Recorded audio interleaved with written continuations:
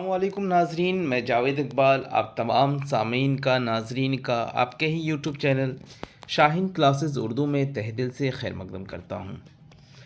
آج کا یہ کلاس مرزا محمد رفیع سودا کے تعلق سے ہے اور یہ ہر ایک مقابلہ ذاتی امتحان کے لیے مفید ہونے والا ہے، خاص کر TRE 3 اور 4۔ چلیے بلا تاخیر شروع کرتے ہیں۔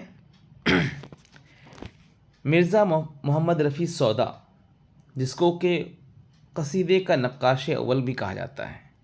کیا کہا جاتا ہے؟ قصیدے کا نقاش اول۔ ان کی پیدائش 1712 میں دہلی میں ہوئی اور ان کی وفات 1781 میں لکھنؤ میں ہوئی۔ آگے چلتے ہیں۔ مرزا محمد رفیع سودا ان کا نام تھا اور ان کا تخلص سودا تھا۔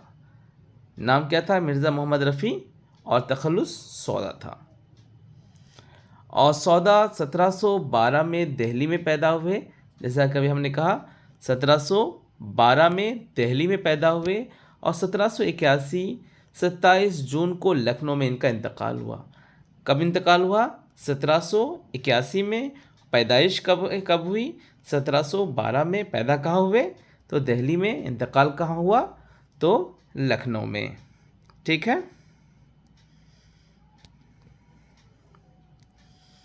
چلیے آگے چلتے ہیں۔ اور ان کا جو انتقال ہوا تھا، یہ بھی ایک بہت انٹرسٹنگ چیز ہے کہ ان کا انتقال کثرت آم کی وجہ سے، آم زیادہ کھانے کی وجہ سے ان کا انتقال ہوا تھا۔ عالم نظام میں سودا کی زبان سے یہ مطلب نکلا تھا کہ آج سودا جہاں سے اٹھتا ہے، شور و غل ہر مکان سے اٹھتا ہے۔ اگر یہ دکھتا نہ ہو تو اٹھتا ہے، لکھا ہوا ہے لاسٹ میں، اٹھتا ہے۔ آج سودا جہاں سے اٹھتا ہے، شور و غل ہر مکان سے اٹھتا ہے۔ سودا کے استاد شاہ حاتم سودا کی موت پر کہا تھا کہ ہمارا پہلوان سخن مر گیا۔ کس نے کہا تھا؟ یہ اکثر امتحان میں پوچھا بھی جاتا ہے، ہمارا پہلوان سخن مر گیا کس نے کہا تھا؟ تو شاہ حاتم نے کہا تھا۔ یہی وہ شاہ حاتم ہیں جن کو ان کے سودا کے استاد ہونے پر فخر ہوتا تھا۔ سودا کے والد کا نام کیا تھا؟ محمد شفیع۔ کیا نام تھا؟ محمد شفیع تھا، جو دہلی کے سوداگر تھے، جس کی نسبت سے سودا نے تخلص، جس کی وجہ سے ان کا جو تخلص ہے سودا رکھا۔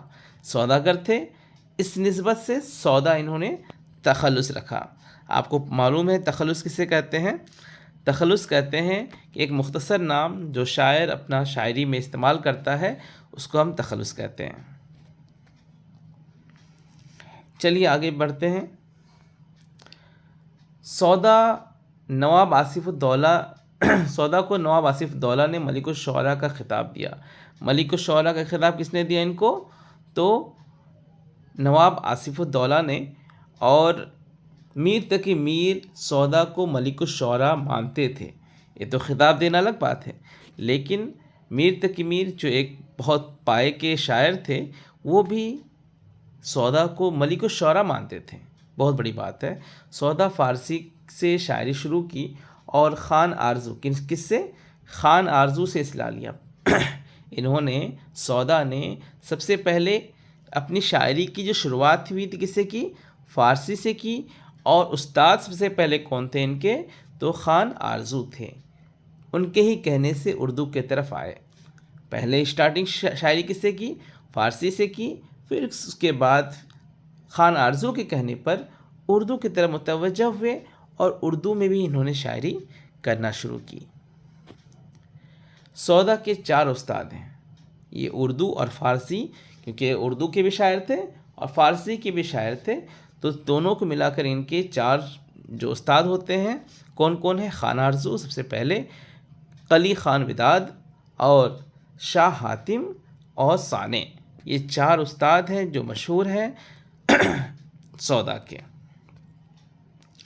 سودا کو کتے پالنے کا شوق تھا۔ یہ بہت عجیب شوق تھا، جس کی وجہ سے ان کو ہمیشہ ہمسایوں سے گالیاں کھانی پڑتی تھیں۔ कुत्ते पालने का शौक़ था, जिसकी वजह से ये गालियाँ खाया करते थे। सौदा शुजाउद्दौला के ज़माने में फैज़ाबाद आ गए कि अभी यूपी की राजधानी लखनऊ है, लेकिन इससे पहले शुजाउद्दौला के ज़माने तक ये फैज़ाबाद में फैज़ाबाद हुआ करती थी और उनके दरबार से वाबस्ता भी हो गए। दिल्ली पैदा हुए सौदा, और सौदा शुजाउद्दौला के ज़माने में फैज़ाबाद आए और दरबार से वाबस्ता हो गए और शेर व शायरी करने लगे। और 200 रुपये इनका जो माहाना मुकर्रर कितना हुआ, 200 रुपया। फिर आसिफ़ुद्दौला के ज़माने में लखनऊ आ गए। फिर आसिफ़ुद्दौला ने पायतख्त को फैज़ाबाद से कहाँ मुंतकिल कर दिया था, लखनऊ में। बात समझ आई। उर्दू गज़ल में खारजियत, ज़ोर बयान और निशात आमेज़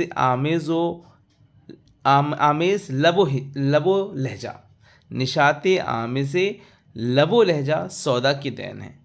गज़ल में खारजियत, ज़ोर बयान और निशात आमेज़ लबो लहजा किसका देन है, तो सौदा का देन है। और एक बहुत इम्पॉर्टेंट चीज़ है जो सौदा की देन है, वो है सौदा ने पहली बार मुसद्दस की शक्ल में मरसिया कहा। मरसिया जानते हैं, इसके 2 किस्में होते हैं, शख्सी मरसिया और एक मरसिया। मरसिया जिसमें कि हसन हुसैन की या अहले बैत की मौत का पर जो शायरी होती है उसको मरसिया कहते हैं, और एक होता शख्सी मरसिया जो आम इंसान की मौत पर जो मरसिया कहा जाता है उसको शख्सी मरसिया कहते हैं। और ये मुसद्दस 6 लाइन की शायरी को कहते हैं। तो 6 लाइन की शायरी किसने मरसिया में शुरू की, तो सौदा ने शुरू की। ये भी एक बहुत अहम देन है। सौदा को हिजुइया कसीदे का बानी कहा जाता है। कसीदे में आमतौर पे क्या होता है, सामने वाले की तारीफ़ की जाती है। इसके कुछ अरकान थे, तशबीब, गुरेज़, मदह, दुआ, ठीक है ना। तशबीब, गुरेज़, मदह, मुद्दा, दुआ, 5 इनके अरकान थे। जिसमें कि असल तारीफ़ होती है। मदह जो है इसका असल चीज़ है, लेकिन इसको हम कसीदे को सिर्फ मदह तक ही महदूद नहीं रख सकते हैं। इसमें हिजो भी है, इसको कि सौदा ने हिजो की तरफ भी इसको ले आया है।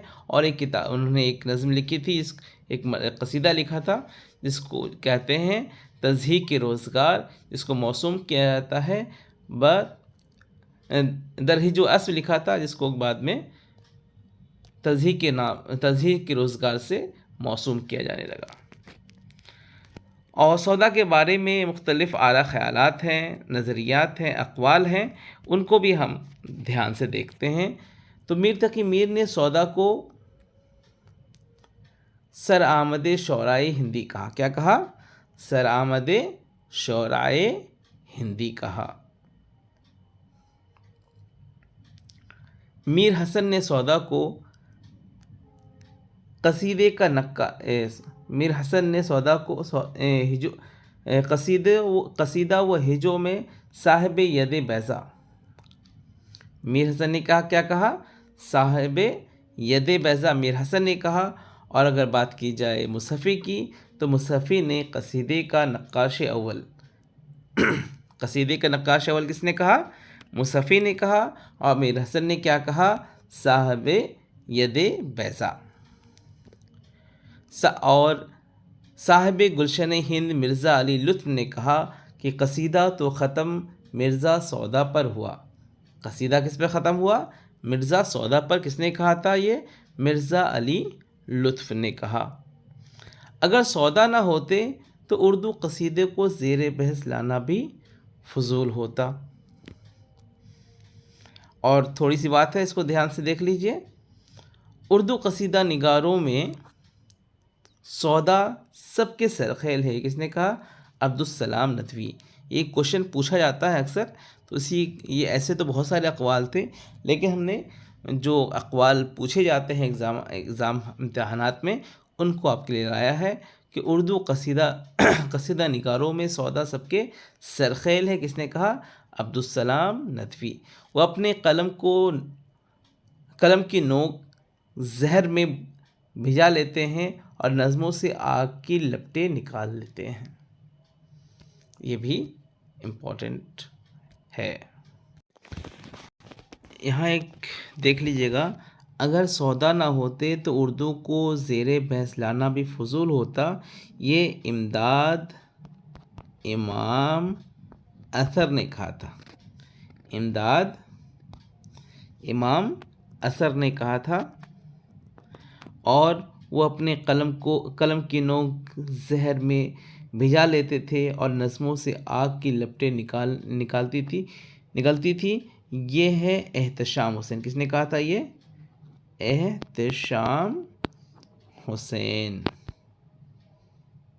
ٹھیک ہے، چلیے آج کے لیے اتنا ہی، پھر ہم ملیں گے ایک نئے سبق کے ساتھ.